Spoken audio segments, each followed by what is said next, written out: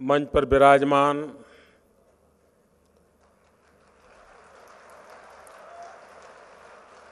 France के राष्ट्रपति श्रीमान होलांद, फ्रांस से आए हुए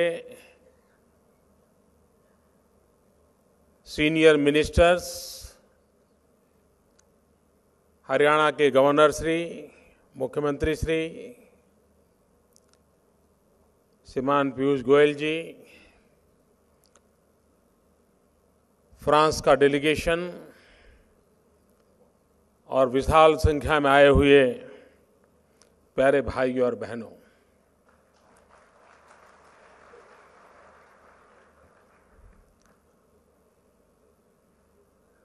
पिछले एक वर्ष से सारी दुनिया में इस बात की चर्चा थी कि ग्लोबल वार्मिंग के सामने दुनिया कौन से कदम उठाए, किन बातों का संकल्प करें और उसकी पूर्ति के लिए कौन से रास्ते अपनाएं।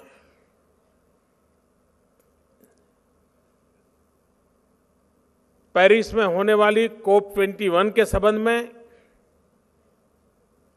पूरी दुनिया में एक उत्सुकता थी। संबंधित सारे लोग अपने अपने तरीके से उस पर प्रभाव पैदा करने का प्रयास कर रहे थे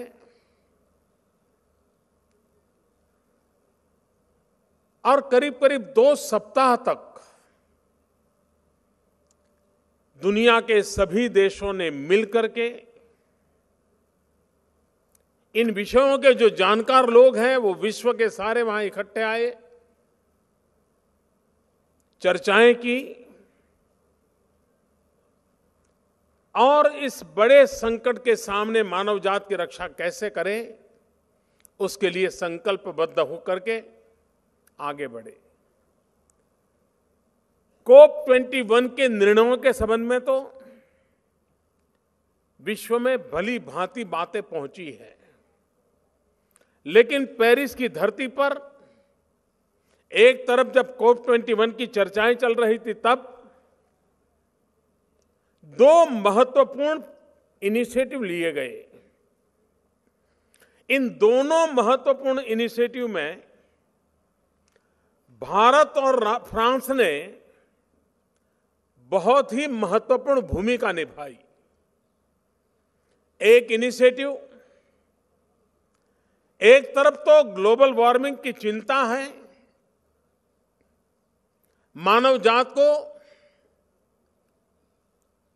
पर्यावरण के संकटों से रक्षित करना है और दूसरी तरफ मानव जात की आवश्यकताओं की पूर्ति भी करनी है। जो डेवलपिंग कंट्रीज हैं उन्हें अभी विकास की नई ऊंचाइयों को पार करना बाकी है और ऊर्जा के बिना विकास संभव नहीं होता है। एक प्रकार से ऊर्जा विकास यात्रा का अहम पूर्ण अंग बन गई है, लेकिन अगर फॉसिल फ्यूल से ऊर्जा पैदा करते हैं तो ग्लोबल वार्मिंग की चिंता सताती है, पर्यावरण की चिंता सताती है और अगर ऊर्जा पैदा नहीं करते हैं तो न सिर्फ अंधेरा छाया जाता है, जिंदगी अंधेरे में डूब जाती है। और ऐसी दुविधा में से दुनिया को बचाने का रास्ता क्या हो सकता है? और तब जाकर के अमेरिका, फ्रांस, भारत तीनों ने मिलकर के एक इनिशिएटिव लिया है और वो इनिशिएटिव है इनोवेशन का। नई खोज हो, नए संसाधन निर्माण हो, हमारे वैज्ञानिक, हमारे टेक्नीशियंस, हमारे इंजीनियर्स वो नई चीजें लेकर के आए कि जो पर्यावरण पर प्रभाव पैदा न करती हो, ग्लोबल वार्मिंग से दुनिया को बचाने के लिए रास्ता दिखाती हो और ऐसे साधनों को विकसित करें जो अफोर्डेबल हो, सस्टेनेबल हो और गरीब से गरीब व्यक्ति की पहुंच में हो। तो इनोवेशन के लिए एक बहुत बड़ा अभियान चलाने की दिशा में अमेरिका, फ्रांस और भारत दुनिया की ऐसी सभी व्यवस्थाओं को साथ लेकर के आगे बढ़ने का बड़ा महत्वपूर्ण निर्णय किया, उसको लॉन्च किया गया। प्रेसिडेंट ओबामा, प्रेसिडेंट ओलांड, मैं और UN general secretary mister Bill Gates, हम लोग उस समारोह में मौजूद थे और एक नया इनिशिएटिव प्रारंभ किया। दूसरा एक महत्वपूर्ण निर्णय हुआ है जिसका आने वाले दशकों तक मानव जीवन पर बड़ा ही प्रभाव रहने वाला है। दुनिया में कई प्रकार के संगठन चल रहे हैं। ओपेक कंट्रीज के संगठन है, G20 है, G4 है, सार्क है, यूरोपियन यूनियन है, आसियान कंट्रीज है। कई प्रकार के संगठन दुनिया में बने हुए हैं। भारत ने एक विचार रखा विश्व के सामने कि अगर पेट्रोलियम पैदावार करने वाले देश इकट्ठे हो सकते हैं, अफ्रीकन कंट्रीज एक हो सकते हैं, यूरोपियन कंट्रीज एक हो सकते हैं, क्यों न दुनिया में ऐसे देशों का संगठन खड़ा किया जाए जिन देशों में 300 दिवस से ज्यादा वर्ष में सूर्य का प्रकाश उपलब्ध होता है। ये सूर्य ये बहुत बड़ी शक्ति का स्रोत है। सारा जीवन को चलाने में, सृष्टि को चलाने में सूर्य की अहम भूमिका है। क्यों न हम उसको एक ताकत के रूप में स्वीकार करके विश्व कल्याण का रास्ता खोजें। 300 से अधिक दिवस सूर्य का लाभ मिलता है। ऐसे दुनिया में करीब करीब 122 देश हैं और इसलिए विचार आया क्यों न हम 122 देशों का जो कि सूर्य शक्ति से प्रभावित है उनका एक संगठन करें। भारत ने इच्छा प्रकट की, फ्रांस के राष्ट्रपति जी ने मेरी पूरी मदद की, हम कंधे से कंधा मिलाकर के चले, दुनिया के देशों का संपर्क किया और नवंबर महीने में पेरिस में जब कॉन्फ्रेंस चल रही थी, 30 नवंबर को दुनिया के सभी राष्ट्रों के मुखिया उस समारोह में मौजूद थे और एक इंटरनेशनल सोलर अलायंस इस नाम की संस्था का जन्म हुआ। उसमें इस बात का निर्णय हुआ कि इसका ग्लोबल सेक्रेटेरिएट हिंदुस्तान में रहेगा। ये इंटरनेशनल सोलर अलायंस, इसका हेडक्वार्टर गुड़गांव में बन रहा है।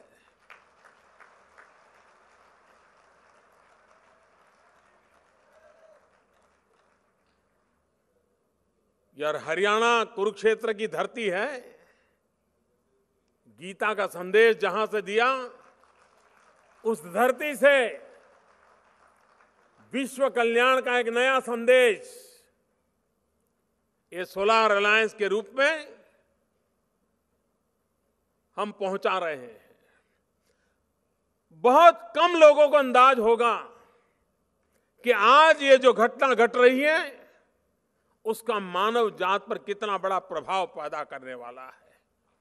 इस बात को वही लोग समझ सकते हैं कि जो छोटे छोटे आइलैंड पर बसते हैं, छोटे छोटे आइलैंड कंट्रीज हैं और जिनके ऊपर एक भय सता रहा है कि समंदर की अगर पानी का ऊंचाई अगर बढ़ती है तो पता नहीं कब उनका देश डूब जाएगा, पता नहीं वो इस सृष्टि से समाप्त हो जाएंगे। दिन रात इन छोटे छोटे देशों को चिंता हो रही है। जिन देशों का समुद्र के किनारे पर बसे हैं, उन देशों को चिंता हो रही है कि अगर ग्लोबल वार्मिंग के कारण अगर समुद्र की सतह बढ़ रही है तो पता नहीं हमारे मुंबई का क्या होगा, चेन्नई का क्या होगा, और दुनिया के ऐसे कई देश होंगे जिनके ऐसे बड़े बड़े स्थान जो समुद्र के किनारे पर हैं, उनका भाग्य का क्या होगा। सारा विश्व चिंतित है। और मैं पिछले 1 साल में ये आइलैंड कंट्रीज जो है छोटे छोटे, उनके बहुत से नेताओं से मिला हूं। उनकी पीड़ा को मैंने भली भांति समझा है। क्या भारत इस कर्तव्य को नहीं निभा सकता? हमारे देश में जीवन दान एक बहुत बड़ा पुण्य माना जाता है। आज मैं कह सकता हूं कि इंटरनेशनल सोलर अलायंस उस जीवन दान का पुण्य काम करने वाला है जो आने वाले दशकों के बाद दुनिया पर उसका प्रभाव पैदा करने वाला है। सारा विश्व कहता है कि टेम्परेचर कम होना चाहिए, लेकिन टेम्परेचर कम करने का रास्ता भी सूर्य का टेम्परेचर ही है। एक ऊर्जा से दूसरा ऊर्जा का संकट मिटाया जा सकता है, और इसलिए विश्व को ऊर्जा की आवश्यकता की पूर्ति भी हो, इनोवेशन का काम भी हो, और सोलार को लेकर के जीवन के क्षेत्रों में कैसे प्रभावित हो, उस दिशा में काम करने के लिए बना है। ये बात सही है कि इंटरनेशनल सोलर अलायंस, इसका हेडक्वार्टर हिंदुस्तान में हो रहा है, गुड़गांव में हो रहा है, लेकिन ये इंस्टीट्यूशन हिंदुस्तान की इंस्टीट्यूशन नहीं है। ये ग्लोबल इंस्टीट्यूशन है, ये इंडिपेंडेंट इंस्टीट्यूशन है। जैसे अमेरिका में यूनाइटेड नेशन है, लेकिन वो पूरा विश्व का है। जैसे WHO है, पूरे विश्व का है। वैसे ही ये इंटरनेशनल सोलर अलायंस का ये हेडक्वार्टर ये पूरे विश्व की धरोहर है, और ये इंडिपेंडेंट चलेगा। अलग अलग देश के लोग इसका नेतृत्व करेंगे, अलग अलग देश के लोग इसकी जिम्मेवारी संभालेंगे, उसकी एक पद्धति विकसित होगी। लेकिन आज उसका सेक्रेटरीट बन रहा है। उस सेक्रेटरीट के माध्यम से इस बात को हम आगे बढ़ाना चाहते हैं। भारत ने ऊर्जा के क्षेत्र में परंपरागत प्राकृतिक संसाधनों का उपयोग करने का बीड़ा उठाया है। भारत ने जब यह कहा कि हम 175 गीगावाट रिन्यूएबल एनर्जी की ओर जाना चाहते हैं, तब दुनिया के लिए बड़ा अचरज था। भारत में गीगावाट शब्द भी नया है, कि हम मेगावाट से आगे सोच ही नहीं पाते थे।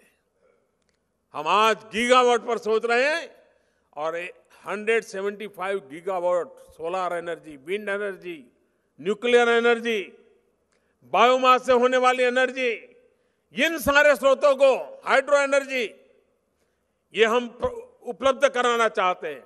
और मुझे खुशी है कि आज भारत 5000 मेगावाट से ज्यादा सोलर एनर्जी उसने ऑलरेडी इंस्टॉल कर दी है।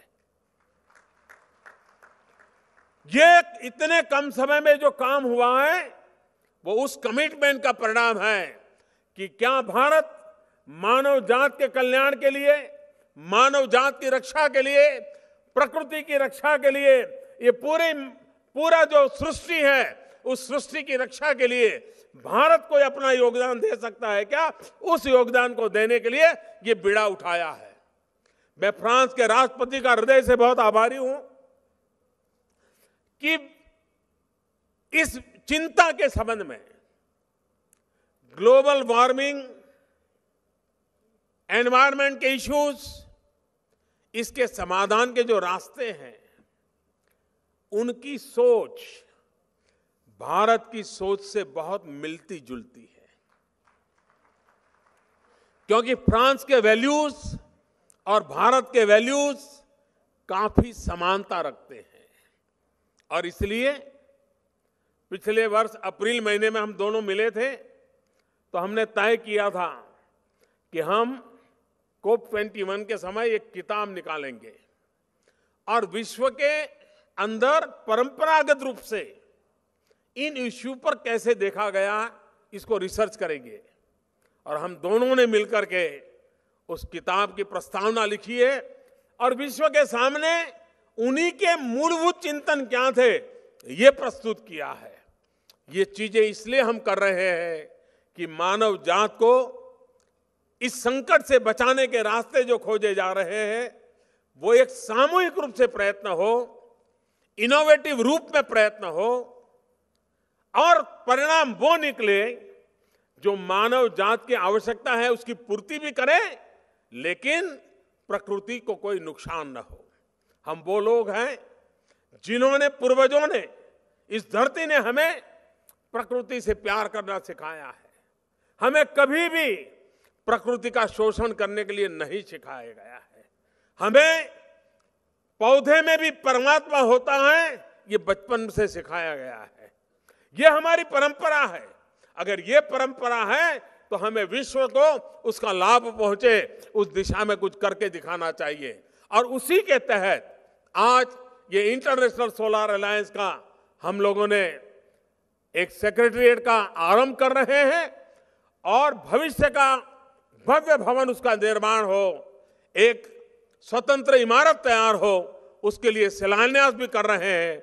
और इस काम के लिए आप पधारे, मैं आपका बहुत आभारी हूं। और ये भी खुशी की बात है कि सोलर अलायंस का निर्माण हो रहा हो। आज हमें दिल्ली से यहां आना था, हम बाय रोड भी आ सकते थे, हेलीकॉप्टर से भी आ सकते थे, लेकिन हम दोनों ने मिलकर तय किया कि अच्छा होगा हम मेट्रो से चले जाएं। और आज आपके बीच हमें मेट्रो से आने का अवसर मिला। मैं राष्ट्रपति जी का आभारी हूं कि उन्होंने आज मेट्रो में आने के लिए सहमति बताई और हम मेट्रो का सफर करते करते आपके बीच पहुंचे, क्योंकि वो भी एक संदेश है। क्योंकि इस ग्लोबल वार्मिंग के सामने जो लड़ाई लड़ने के तरीके हैं उसमें ये भी एक तरीका है। मैं विश्वास करता हूं कि ये प्रयास बहुत ही सुखद रहेगा।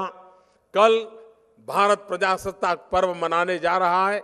इस प्रजासत्ताक पर्व की पूर्व संध्या पर मैं देशवासियों को बहुत बहुत शुभकामनाएं देता हूं और अधिकार और कर्तव्य इन दोनों को संतुलित करते हुए हम देश को आगे बढ़ाएंगे।